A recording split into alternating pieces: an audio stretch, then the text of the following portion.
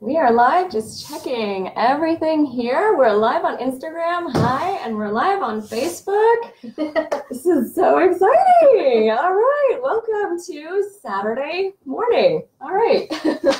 So we have to maybe look up and down. So just so you guys know, it's because we have one camera up here and then one over here. Yep, so we're hopping back and forth. So please forgive us if we miss anything from you. We are trying to be very suave with our IT this morning. All right, welcome to Ilsa Fragrance's Coffee and Conversation. If you haven't joined us before, I do have my notes because this is not in my wheelhouse. So in Ilsa Fragrance's Coffee and Conversation, we highlight the achievements of amazing women like you. Thank you for watching. Please say hi and send us any questions you have. Hi, everybody joining us on Instagram. Sorry if we have to tiny. All right, my name is Ilsa Manning. I'm the founder of Ilsa Fragrances. If you don't know about us, briefly, after the birth of my first daughter, I was inspired to create Ilsa Fragrances. At its core, we encourage women to believe in themselves, understand their true potential, be empowered by this knowledge, and achieve their dreams. You are incredible, and you can do anything you dream. Our first fragrance, back here, Infinite Number One, powerful and sophisticated fine perfume called Infinite Number One because your potential, dreams, and capabilities are just that, infinite. It's available at ilsafragrances.com, and we're launching a candle in October, so very excited. Now, coffee and conversation. If any of you follow Ilsa Fragrances, you know we love coffee. I love coffee, so pairing coffee, a good coffee, with an amazing woman and learning about her journey couldn't be more appropriate. Today, we are enjoying Melissa's enjoying hers. I left mine over on the side. I've got a chai tea latte, or iced chai tea latte with almond milk, my favorite. Yeah, and I have a iced decaf vanilla soy latte. Went very complicated today, and it is delicious. So that is over from Smooth Brew. And so, please allow me to introduce our next coffee and conversation guest, Melissa Moore of the Melissa Lifestyle. But you'll soon learn, it's so much more than that. We had a brief conversation, about 5 minutes, and I just couldn't believe everything that this magnificent woman is doing and has done. So let's go ahead and get started with the first question. Yes. Okay, so you're a mama of Yes. a beautiful baby girl. 8 months, is she? She's now? actually going to be 10 months. 10 months. Oh my goodness. Congratulations. Deep breath. Almost through the first year. Yeah. You have a full-time job at a nonprofit. You have a master's degree in forensic science. You teach yoga and Pilates. Yes. You're a lifestyle blogger. Yes. Extraordinaire. Tell me a bit about yourself and your path to all of these things. Oh, wow. Can you describe your journey to us? Well, I was always, growing up, I was always one of those people who just wanted to do everything. And probably when I was younger, I was always told, maybe next year or maybe not right now. So I mean, I wanted to be a dancer. I wanted to be, I wanted to do ballet. I wanted to do all these things. And then I really didn't end up doing any of that stuff, just, financially and all that stuff. So once I, moved out of the house when I was 18, there was no bounds. So I really wanted to go to college. But even after that, I wanted to travel. I wanted to get out of, I grew up in LA.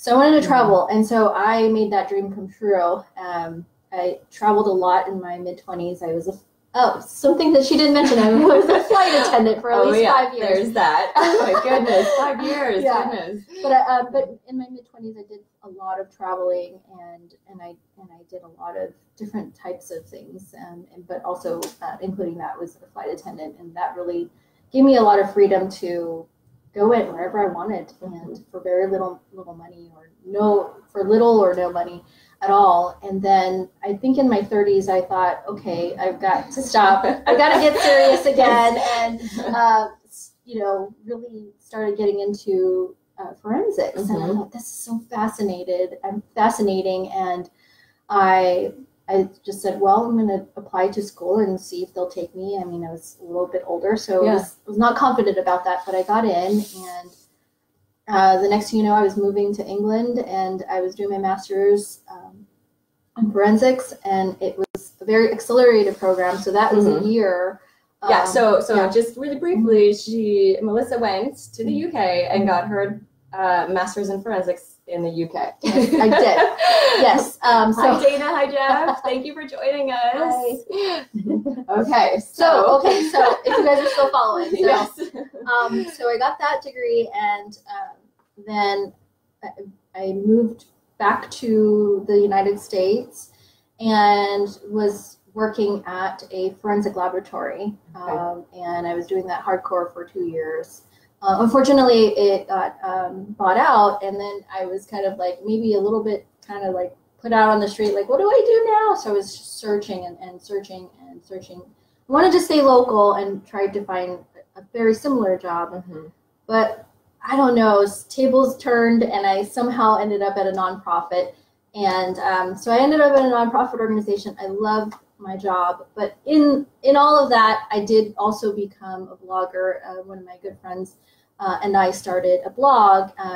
It got a little too busy for her, so she quit on me, but I continued on, and so it was kind of like my side thing for a while. If I can jump in real quick, what inspired you, to start the blog? Okay, good question. And actually, in fact, I had back when blogging was not a thing. Like it was a thing, but not something that it is now. I did start something up really small, and it was my inspiration was I was working like a boring 9-to-5 job, and I was like, oh, I need something creatively to and then I started seeing a lot of blogs, and I was like, I wonder how easy or hard this is. And I literally went on the internet and I started a blog, and I was like, oh wow, this is easier than I thought. But that was like, and a lot of people will tell you they start these little blogs and then it turns into nothing. And so for a while it just kind of petered out, and then my friend was like, well, why don't we start one that has purpose, has goals. And so that's what inspired me to start it up. I was like, well, okay, well, that sounds like a good idea. So we met, we sat down, we invested in a web designer, and they created a blog for us. Yeah. And so it was a lot more serious, and it was a lot more motivating because we had a purpose. Yeah. And the purpose was, she was a registered dietitian. I was really into fitness and fashion. And so we were going to just kind of combine the two and really help women, look their best and feel their best as far as fashion and fitness go. That's amazing to hear that. That's really having that goal and that purpose of it is really what then allowed it to become what it is today. So that's pretty much where we're at today. That's in a nutshell how I got to this point. Wow, which is amazing. I just can't. And I think what's amazing is that people don't realize is that a lot of times bloggers, do have other things going on in their lives. Yes. And I think that also that it feeds into that we don't just have one interest, and I think that you are a fabulous example of that we do have so many different passions, and there are so many different ways of pursuing them. And you're doing so many at once right now. It is amazing. Okay, so what are some of the challenges that you faced in all of this? Momming, full-time job, the blogging. I can't imagine how much time that takes as well. So the juggling to do all these things. So definitely, like anything in life, whether you're you have one thing going on or 5 things going on, I think really the most challenging part is really juggling everything and having the time for this stuff. I think once when I got pregnant, it was a lot easier to handle because I was pregnant, but I did get sick a lot. But you don't have a child running around and screaming their head off when you're trying to focus on writing a blog post. But I think really really what gets me through those challenges is having a very good very supportive partner. And he's been with me since the blog started, and he knew going into it. I mean, literally it started and then he was like, oh, I'm taking pictures of you now? Okay. Like, I was like, yes, you are now the photographer and this, thing that I want to start. And he was like, okay. So he's been supportive from the start. And so really getting the biggest challenge is time management and trying to get all of the stuff that's on my plate. But also at this point too, it's really important, just like anything that you do, is to know what you can handle and say no sometimes. And I think sometimes that's what happens as a business owner. You want to say yes to everything because you're like, well, that's going to get me, that's going to be great for this, or this way I'll be able to talk to these people. And it's fantastic because you do want to just get out there and help everyone, and it is that learning to say no. And so was that a process to learn for you to say no, and how did you become okay with that? And how do you choose? How do you choose? Well, when you start off as a blogger, there's a lot that really is similar to having a business is, you're building relationships, you're building your brand, you're building doing your own marketing. Yeah.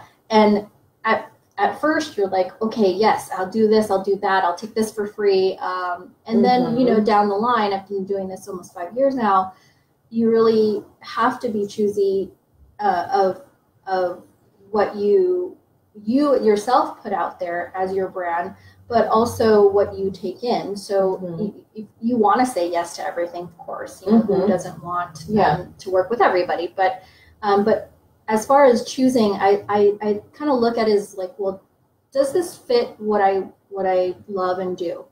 And if it doesn't fit what I love and do, can we work with the brand around that? Or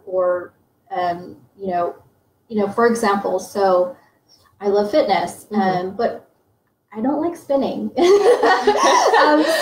there's a lot of... I agree with you on that one. I'm not going to do spinning if it doesn't fit what I love and do. I think it's one of those things, if it's not something you enjoy, it makes it more difficult to talk about and to be passionate about it and create those blog posts or whatever you need to do around it.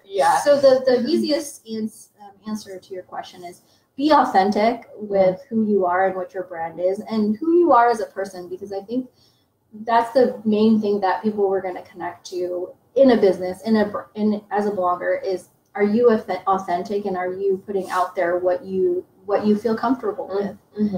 So that would be the easiest answer. And that is a great answer. It is. It really always is about that, isn't it? Just be yourself and be authentic, because people do see through. They see through it. For sure. Yeah. Okay. So you are doing so many amazing things, which we talked about. What do you do when you're feeling overwhelmed or discouraged, or maybe when you've had a setback related to a goal that you're trying to do with either work or work and blogging and work and blogging and life and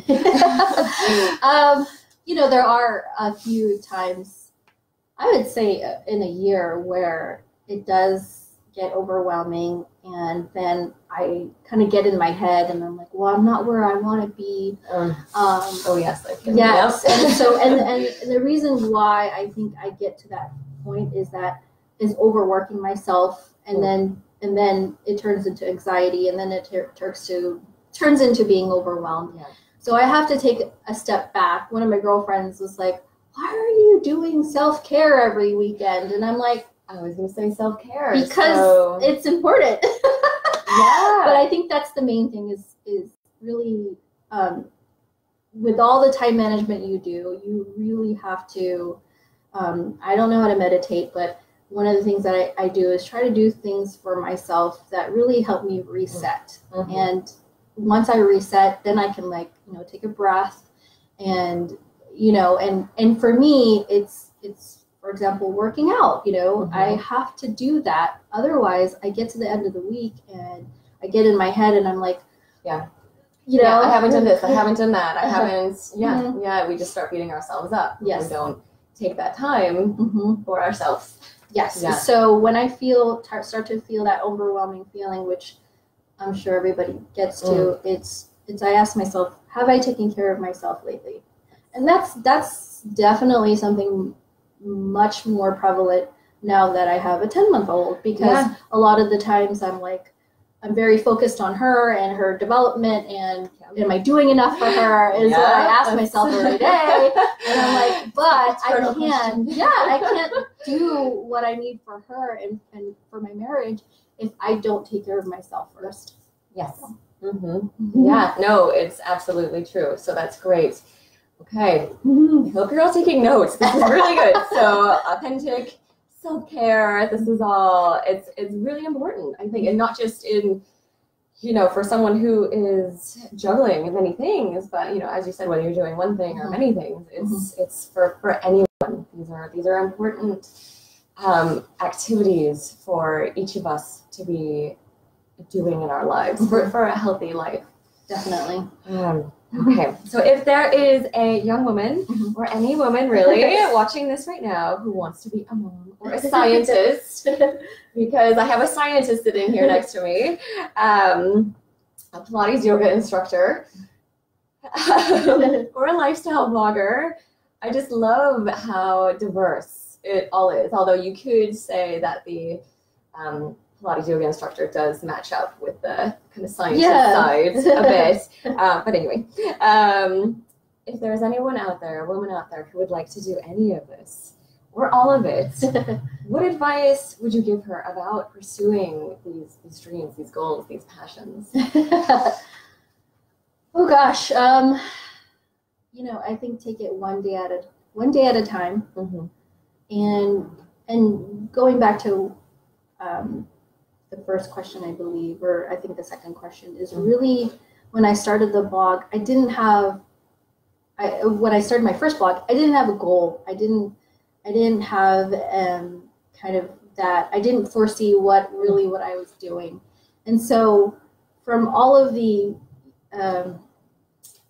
personal development that I do personal development almost daily through podcasts, through other blogs. And one of the things that really sticks with me is that whatever you do in life, like really kind of write out what your goals are, and because everything that you do before that is just going to lead into that goal. And you may not ever reach that goal, but if you just have this ongoing kind of drive and passion, and that goes for anything in my life right now, whether that be my 9 to 5, at work, or what my goals are for my blog, down to what my Instagram looks like. It's just everything in life really just leads to what is your goal? What is your why? Why? Why are you doing all this stuff? And that's what drives me. It's just if for those of you out there, is that if you're, and I get a lot of people who are like, oh, I should start a blog, and I should do this, and they're like, well, I'm so busy.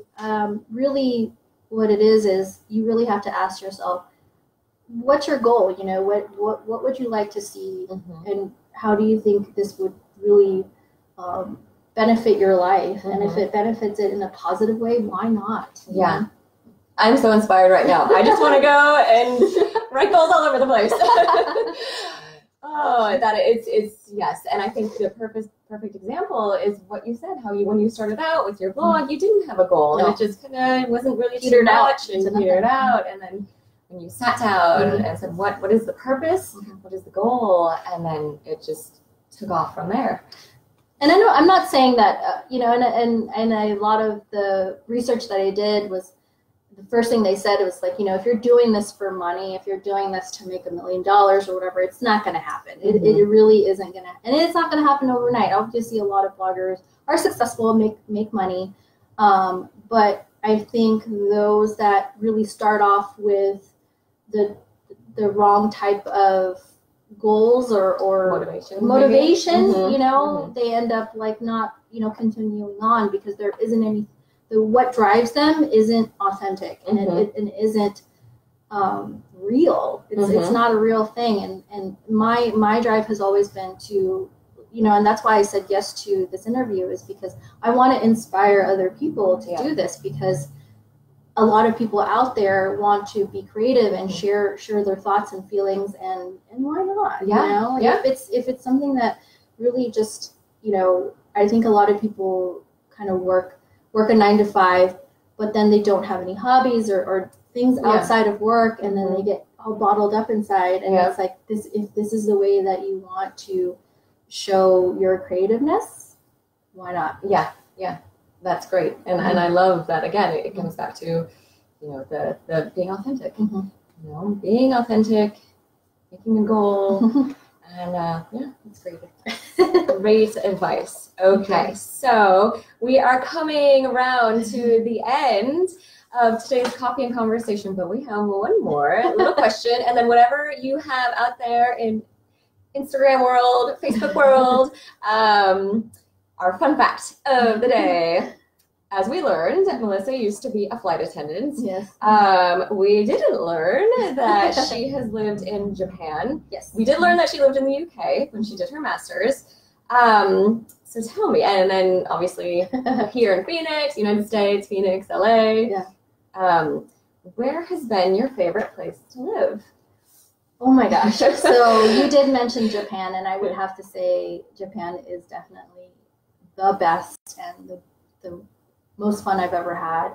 I lived there for about 2 years, and it was funny because as soon as I got out of college, I was like, went into a 9-to-5, and it was my first job. I was excited about that, but then not even 5 months later, I was so bored. And I had all these girlfriends in college, went studied abroad and went here and went there, and I thought to myself, I have not been anywhere. How have I lived all my life? I think I went to like maybe one country when I was little, but as an adult, I thought, why haven't I traveled the world yet? And so I literally applied for a job. I taught English there, and I applied for a job, didn't tell anybody, got it, and then my mom's like, oh gosh, you're going where? You're going where? And you're like, do you know anybody there? I'm like, no, don't even know how to speak Japanese.